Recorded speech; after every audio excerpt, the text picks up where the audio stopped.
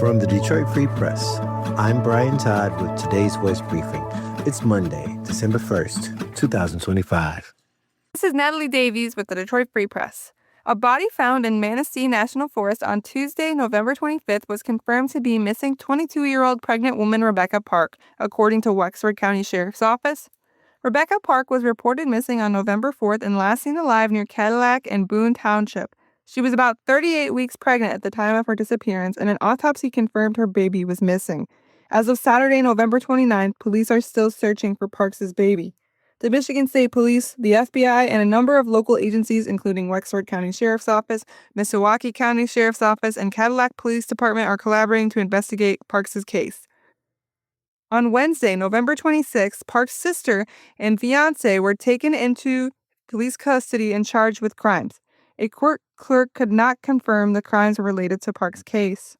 Read more about Rebecca Park, the charges against her family members, and what we know about her case at freep.com. That's FREEP.com.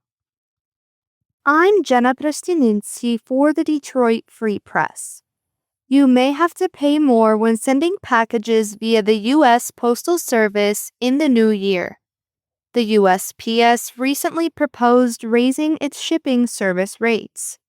The agency says the increased costs are needed to sustain the USPS. Federal regulatory officials are reviewing the potential rate increase and will decide whether to grant approval. The new rates would begin January 18, 2026. To learn more, visit freep.com.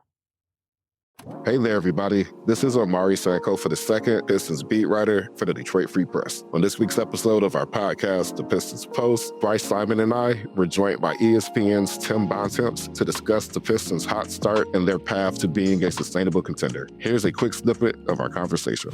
Let's kind of talk about the sustainability of this. Like you said, they're 14-2.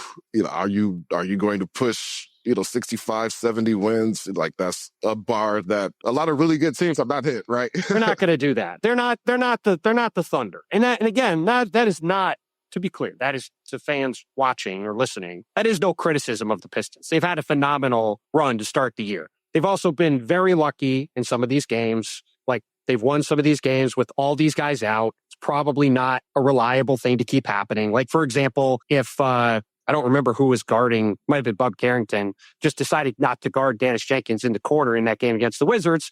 They lose to the Wizards, and yes, they had a bunch of guys out, but they had Cade Cunningham and some of their other guys playing, and they almost lost, I believe that was a home game, right, to the Wizards. Like, that's just a reminder that these guys are going to win in the 50s. Like, I think there's a very good chance they're the number one seed in the East because they are young, relatively healthy, and a lot of these other East teams are very uncertain and very injured and banged up and trying to find their way right now. But yeah, I don't think they're going to keep up with the Thunder on a 65-win pace this season. I mean, if they do, that's going to be one of the most shocking seasons, I would say, in the history of the league if they wind up with 65 or more wins. There's only, I think, 25 or so teams that have ever done that. And I think even the biggest Pistons fan out there would say this is not one of the 20 or 25 best teams we've ever seen.